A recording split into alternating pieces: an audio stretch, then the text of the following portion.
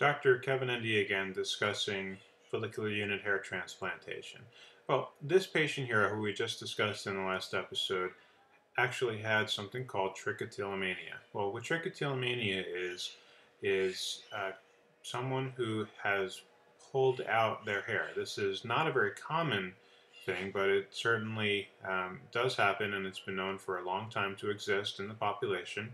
And it's someone has whatever reason, is it an itch or just a habit, they start pulling out their hair. And most of the time, the hair does come back by itself. Hair just regenerates.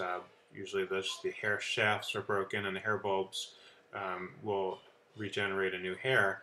But sometimes you get permanent hair loss from trichotillomania. Now, this patient continuously pulled out her hair for years and ended up with this balding patch. Now, she's been completely cured of trichotillomania. She has not pulled any hair out in the last several years. So this is when we start to think about some type of correction for this problem. Obviously, when someone is actively pulling out their hair, there's really no point in doing any type of hair restoration. However, when this is a problem of the past, then we can start thinking about doing hair restoration. And, it's sort of like having a tattoo that you regret. No one's going to fault you if you want to get rid of a tattoo that sort of reminds you of bad times in the past. Well, there's really no reason why this patient who has this hair loss from a problem that she had in the past can't now get it corrected.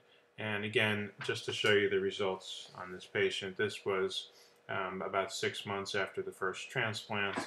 And this picture again, which I have shown in previous episodes, this is the final result on this patient.